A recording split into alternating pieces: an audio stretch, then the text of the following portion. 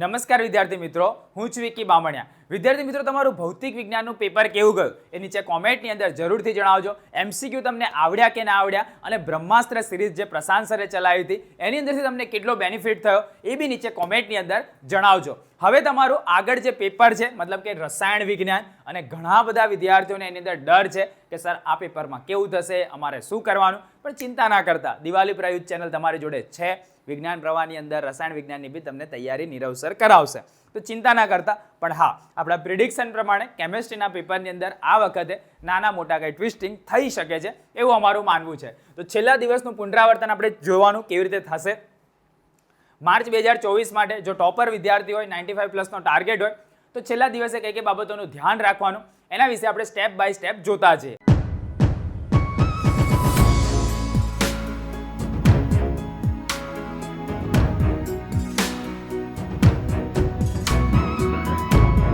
હવે વિડીયોની શરૂઆત કરતા પહેલા આ વિડીયો પર આપણે 11,000 લાઇકનો ટાર્ગેટ રાખીએ છીએ, અને મને વિશ્વાસ છે કે તમે જરૂરથી 11,000 લાઇકનો ટાર્ગેટ પૂરો કરી દેશો, કેમ કે રસાયણ વિજ્ઞાન છે, તમારે સાચવવાનું છે. આ એક સબ્જેક્ટ જો તમે સાચવી લીધો ને, ડેફિનેટલી તમારી આવનારી તમામ પરીક્ષાઓ સારી જશે અને ઓવરઓલ પર્સન્ટેજ બી તમારા સારા આવશે. પણ રસાયણ વિજ્ઞાન તમારે સાચવવું પડશે.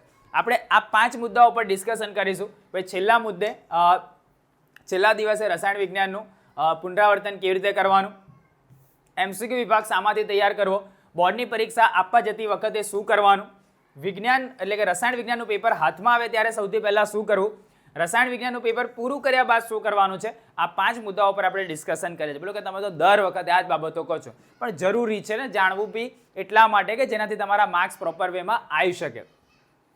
પહેલો મુદ્દો છે છેલ્લા દિવસે રસાયણ વિજ્ઞાનનું પુનરાવર્તન કેવી રીતે કરવું.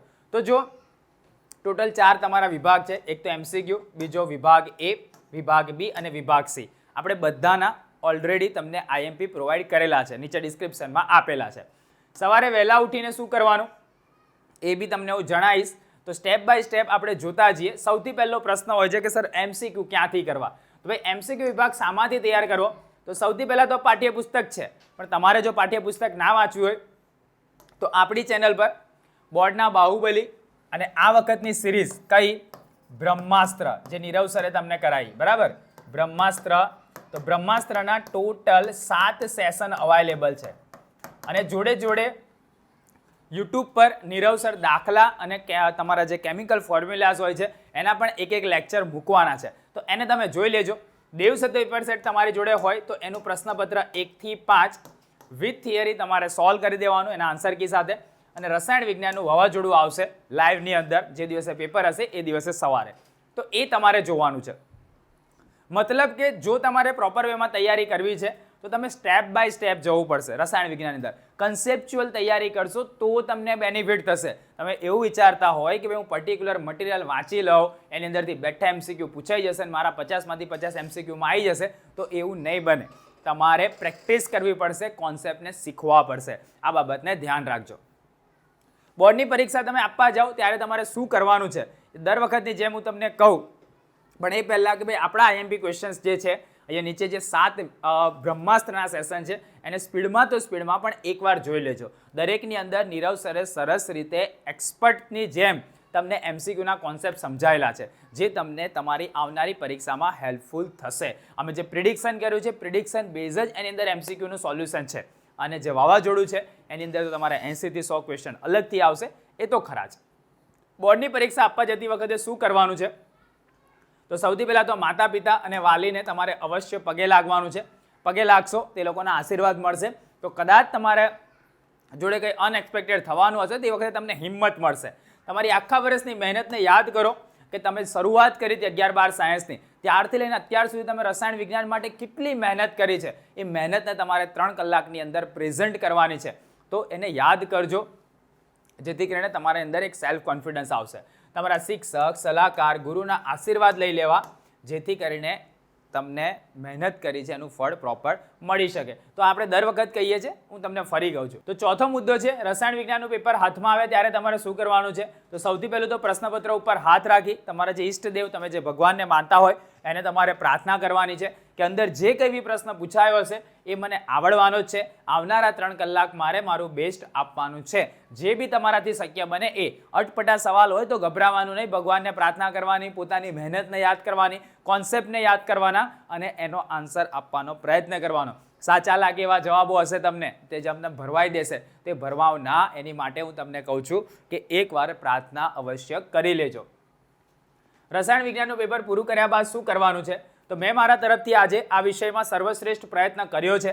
આપણી ચેનલ ઉપર સોલ્યુશનના વિડીયો જોઈ નવા વિષય તરફ તમારે પાછું આગળ વધી જવાનું. ક્લિયર? આપણી ચેનલ પર એના સોલ્યુશનના વિડીયો આવશે. નીરવ શરત તમને સોલ્યુશન કરાવશે. તો મેં અને અમારી આખી ટીમ તરફથી તમને પ્રાર્થના કરી છે. જો તમને કોઈ બ્રહ્માસ્ત્રના વિડીયો ક્યાં તો નીચે ડિસ્ક્રિપ્શનમાં તમને મળી જશે, સ્ટેપ બાય સ્ટેપ ગોઠવેલા છે, કાં તો પ્લેલિસ્ટ સેક્શનમાં જશો ત્યાંથી બી મળી જશે. પણ એનો ઉપયોગ કરજો, મિત્રો જોડે શેર કરજો. તમારી કરેલી તમામ મહેનતનું તમને ફળ મળે એવી મારી અને મારી આખી ટીમ તરફથી હું તમને શુભેચ્છા પાઠવું છું. Give best of your work, don't trust on luck in examination. નસીબની પર આધાર નથી રાખવાનો, આપણે આપણી મહેનતના આધારે માર્ક્સ મેળવવાના છે. તમારી પાસે હજુ પણ પ્રોપર સમય છે, 2 રાતો છે, એ 2 રાતોનો ભરપૂર ઉપયોગ કરો, દિવસનો ઉપયોગ કરો, અહીંના સેશનોનો ઉપયોગ કરો. પણ ભાઈ કેમેસ્ટ્રીના પેપરમાં ગમે એવું પેપર આવે તો પણ ધજિયા ઉડાવવાની કેપેસિટીને ડેવલપ કરો. પાછા ના પડતા. છેલ્લો સમય છે, મહેનત કરવામાં સહેજ બી ઢીલા પડી ગયા તો ભાઈ રિઝલ્ટની અંદર તમે જે એક્સપેક્ટ કર્યું છે એ પ્રમાણે નહીં આવે. તો મને વિશ્વાસ છે કે આપણી ચેનલો દરેક વિદ્યાર્થી પોતાનું જીજાન લગાવી દેશે, પણ રસાયણ વિજ્ઞાનના પેપરની અંદર બેસ્ટ પરફોર્મન્સ આપીને આવશે. આ પ્રોમિસ તમારે આજે કમેન્ટની અંદર મને આપવાની છે. ભૌતિક વિજ્ઞાનમાં તમે કેટલા માર્ક્સ ધાર્યા એ બી નીચે કોમેન્ટની અંદર કહેવાનું છે. ભૌતિક વિજ્ઞાનનું સોલ્યુશન 7:30 વાગે ચાલુ થઈ જશે, તો બધા જોડાઈ જજો. પ્રશાંત સર અને જિગ્નેશ સર બંને ભેગા થઈ અને તમને સોલ્યુશન કરાવશે. તો ગુજરાતી ઇંગ્લિશના બંનેના ક્વેશ્ચન્સ એની અંદર અવેલેબલ હશે, તમને બેનિફિટ એની અંદરથી જોવા મળશે. આટલું જ ખાલી કહેવું હતું. વિડીયો મિત્રો જોડે શેર કરજો. ચેનલ પર નવા આવ્યા હોય તો ચેનલને સબસ્ક્રાઇબ કરજો. આવી જ રીતે નવા વિડીયોમાં ફરીથી મળીશું. ત્યાં સુધી આવજો.